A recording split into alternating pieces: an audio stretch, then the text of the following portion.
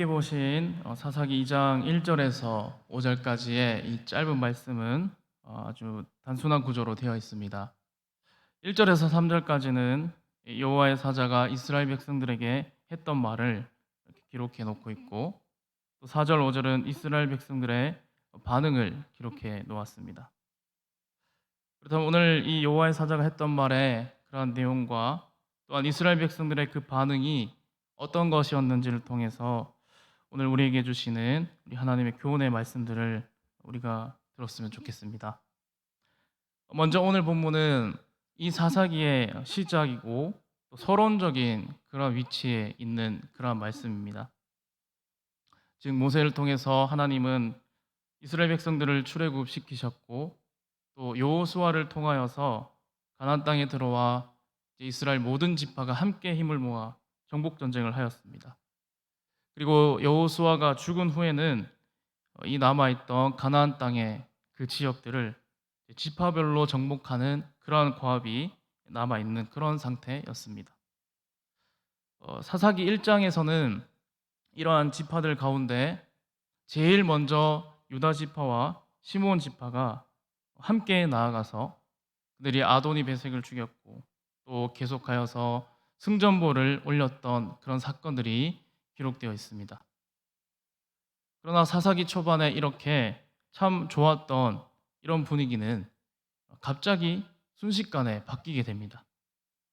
사사기 1장 19절에서 이 유다 지파가 산지 주민들을 쫓아내었으나 골짜기 주민들은 철병거가 있어서 그들을 쫓아내지 못했다라는 것을 시작으로, 그 뒤에 21절에 베냐민 지파도 여부수 족속을 쫓아내지 못했고, 또 27절 이후로는 므낫세 지파, 또 에브라임, 스불론, 아셀과 납달리, 단 지파까지 하나님께서 언약을 맺지 말라고 했고 또 진멸하라고 하셨던 그 가나안 족속들을 그들은 다 쫓아내지 못하고 그들과 함께 그 땅에 거주하며 살았던 모습들을 계속하여서 기록되고 있는 모습을 볼 수 있습니다. 그러자 오늘 본문에서 이 여호와의 사자가 이제 길갈에서부터 복임으로 올라와서 이야기를 합니다. 여러분, 여기 길갈에서 복임으로 온 바로 이 여호와의 사자는 누구를 말하는 것일까요? 보통 이 여호와의 사자는 하나님이 보낸 자를 말합니다. 그래서 우리가 보통 하나님께서 보낸 자는 천사라고 그렇게 또 많이 알고 있고, 또 하나님이 보내신 어떤 사람이라고 그렇게 알고 있는데, 그러나 여기 나오는 여호와의 이 사자는 내가 너희를 애굽에서 올라오게 했다라고 말씀하시는 것으로 보아 이분을 정확히 말하면 천사라기보다는 구약에서 나타난 하나님의 현현, 즉 예수 그리스도를 말하는 것입니다. 즉 신약에서 마리아의 몸으로 이 땅에 오신 것을 성육신이라고 하고, 구약에서 미리 보여지는 그 예수님을 하나님의 현현이라고 그렇게 말합니다. 이것은 나를 본 자는 아버지를 본 것과 같다라고 말씀하신 그 예수님의 말씀처럼 구약이든 신약이든 사람에게 보여지는 하나님이 바로 예수 그리스도심을 말하는 것입니다. 그러나 여러분, 이분은 여기서만 지금 등장하는 것이 아니라 이미 여호수아에서 등장한 바가 있었습니다. 그리고 이 사자는 길갈에서부터 왔다라고 그렇게 말하는데, 여러분, 길갈이 어디입니까? 길갈이 어떤 곳인지 우리가 좀 알아야 될 그럴 필요가 있습니다. 지금 여호와의 사자가 길갈에서부터 복임으로 왔다, 그러한 표현이 바로 오늘 말씀의 그런 핵심과 같습니다. 이스라엘 백성들에게 있어서 여러분, 길갈은 이 가나안 정복 초기에 매우 뜻깊은 장소였습니다. 여러분, 지리적으로는 길갈의 그 위치가 요단강 서쪽이고 또 여리고 근처에 위치한 그러한 성읍인데, 이런 지리적인 위치보다는 바로 이 길갈이 가지고 있는 그러한 영적인 의미가 더 중요합니다. 먼저 이스라엘 백성들이 가나안 땅에 들어오기 위해서 그들이 가장 먼저 했던 일이 무엇이었을까요? 여러분, 그것은 바로 이 요단강을 건너는 것이었습니다. 당시 이스라엘 백성들이 가나안 땅에 들어가는 그 첫 관문으로 이 요단강 앞에 딱 가보니까 여러분 그때 그 요단강이 매우 범람하고 물이 많아서 넘치고 그 요단강을 건너기 아주 힘든 때였습니다.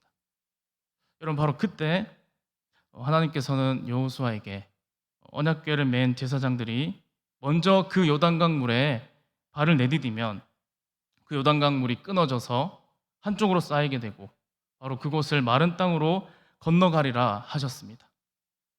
여러분 바로 이것은 그들이 출애굽에서 나왔을 때 그 크고 넓은 홍해 바다를 마른 땅으로 건넌 것처럼 바로 그들이 요단강을 마른 땅으로 건너는 그러한 기적을 또다시 체험한 것입니다. 여러분 이 일을 기념하여서 여호수아는 각 지파별로 그 요단강 안에 마른 땅에 있던 돌들 각 지파별로 하나씩 12개를 취해서 길갈에다가 그것을 기념비로 세웠습니다. 그래서 나중에 후일에 그 이스라엘 자손들이 이 돌들이 무엇인가 라고 그렇게 물어보았을 때 바로 그 자손들에게 이 이스라엘이 마른 땅을 밟고 요단을 건넜고 또 여호와 하나님의 그 손이 우리를 강하게 하신 것을 알게 하려는 것이라 바로 그렇게 그들이 이것을 그렇게 기념비로 세웠습니다. 또 여러분 길갈은 요단강을 건넌 이스라엘 백성들이 할례를 행하는 곳이기도 했습니다. 여호수아 5장에 보게 되면 이 길갈에서 할례를 행한다는 것은 애굽의 수치를 떠나가게 한다라는 그런 말씀도 있는데 여러분 이것은 하나님의 언약 백성을 바로 그 길갈에서 확인한다라는 그러한 의미였습니다. 그러니까 이들이 그동안 애굽에서 종으로 살았고 노예로 살았으나 그러나 이제 그 길갈에서 아브라함이 했던 그 할례를 행함으로 이제 하나님의 백성이 되었다는 것을 그들이 다시 확인하는 그러한 의미가 있었습니다. 그리고 길갈에서 진을 치고 유월절 절기를 지켰습니다. 여러분 유월절은 무엇입니까? 유월절은 애굽을 심판하는 그 여호와의 사자가 양의 피를 바른 이스라엘 백성들의 그 집은 다치지 않고 그냥 넘어갔다라는 것을 기념하는 것입니다. 그래서 지금까지 이 길갈에서 있었던 그 모든 일들, 그들이 요단강을 건넌 일, 또 할례를 행했던 일, 또 유월절, 그 모든 것은 다 구원과 관계되는 그러한 일이었습니다. 그리고 여러분 이 길갈이라고 하는 것은 여호수아에서 여호수아 5장에 또 여호와의 군대 장관을 만났던 바로 그러한 곳이기도 합니다. 여러분 바로 이 여호와의 그 군대 장관, 이 여호수아서 5장에 나왔던 바로 이 사람이 오늘 본문에 나타난 이 여호와의 사자와 바로 같은 분, 하나님의 현현, 이 구약에 나타난 바로 우리의 구원자 성자 예수 그리스도이십니다.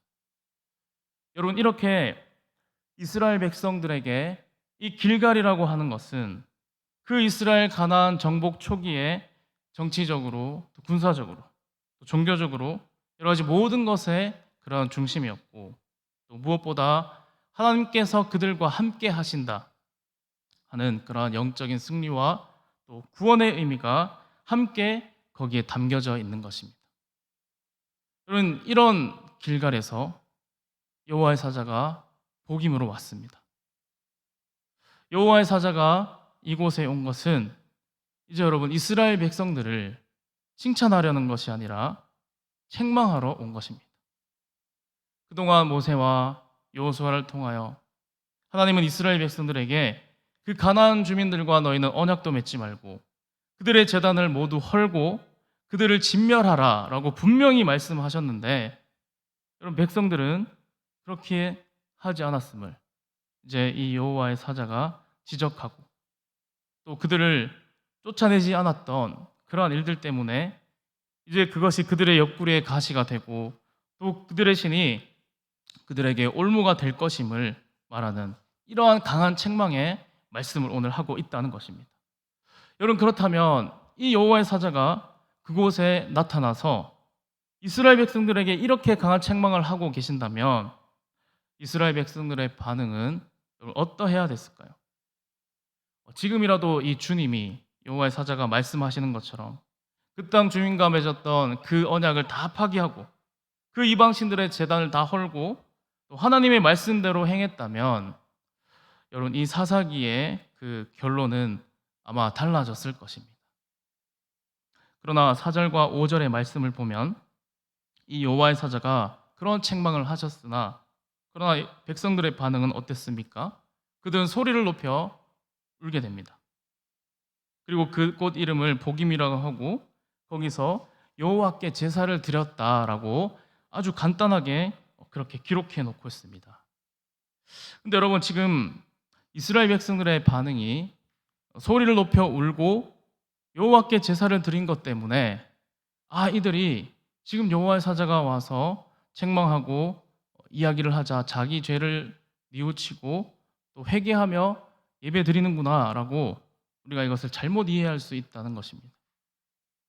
여러분 진정한 회개는 우는 것이 아닙니다. 진정한 회개는 자신의 행동을 후회하는 것이 아닙니다. 진정한 회개는 삶의 모습이 달라지는 것입니다. 그런데 여기서는 이스라엘 백성들이 지금 여호와의 사자가 전하는 그러한 강한 책망의 말씀을 듣고 그들의 반응은 그저 우는 것이었고 여호와께 제사 드렸더라라고만 이렇게 되어 있습니다. 만약에 이스라엘 백성들의 이렇게 울었던 바로 그것이 만약에 하나님께 드려지는 그러한 진정한 회개였다면 바로 이들의 삶도 이후에 달라졌어야 했다는 것입니다. 그런데 사사기 2장 그 이후의 기록을 우리가 보게 되어지면 이스라엘 백성들의 삶은 전혀 달라지지 않습니다. 이들은 계속해서 죄악을 되풀이하고 오히려 그 죄의 넓이와 깊이가 더 커지고 깊어지는 모습을 볼 수 있습니다. 그래서 이들이 이 사사기 2장에 울었던 이 복임의 사건, 이것은 진정한 회개가 아니라 그냥 일시적으로 또 일회적으로 또는 형식적으로 자신의 행동을 후회하는 그런 눈물이었다라고 볼 수 있습니다. 그러므로 그곳 이름을 이름하여서 복임이라고 그렇게 했는데 복임은 그냥 우는 자들이라는 그 뜻 외에 그 이상도 그 이하도 아니었습니다. 여러분 오늘 우리의 삶에 진정한 영적 승리와 구원이 있기 위해서는 여러분 복임이 아니라 우리는 길갈로 나아가야 할 줄로 믿습니다. 오늘 우리의 삶의 자리가 어디에 있는지 우리가 이 시간 돌아보며 한번 살펴보기를 원합니다. 저와 여러분은 지금 어느 곳에 위치해 있습니까? 그저 일회적으로 한번 울고는 모든 일이 다 괜찮다고 그렇게 생각하고 있습니까? 아니면 그저 한번 하나님께 예배를 잘 드렸으니 이제 모든 것이 잘 되겠다라고 그렇게 생각하고 있습니까? 그렇다면 여러분 그 사람은 아직도 복임에 있는 것입니다. 여러분 중요한 것은 이렇게 복임에 있어서는 이 구원을 확신하지 못한다는 것입니다.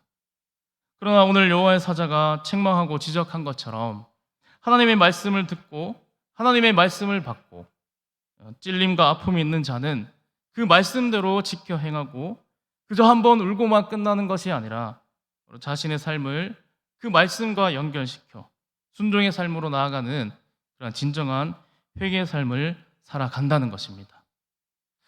여러분 이 시간 저와 여러분 모두가 그러한 삶을 살아가길 원합니다. 이 시간 저와 여러분 모두가 이 여호와의 사자로 오신 예수 그리스도의 그 손을 잡고 우리가 날마다 영적인 복임에서 끝나는 것이 아니라 바로 주님이 함께 하시는 그 길갈로 주님의 구원의 은혜가 넘치는 그 길갈의 자리로 나아갈 수 있는 그런 복된 삶을 우리 모두가 살아가기를 간절히 소망합니다.